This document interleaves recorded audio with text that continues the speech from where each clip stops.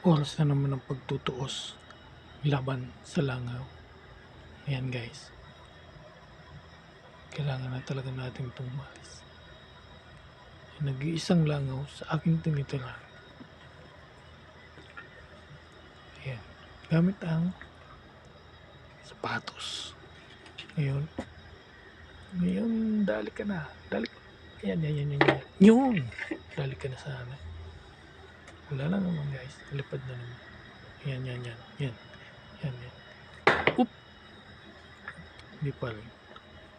Madali-dali to ah. Yan. Sa pouring siya ngayon. Yan. Yun! Dali. Wala pa rin.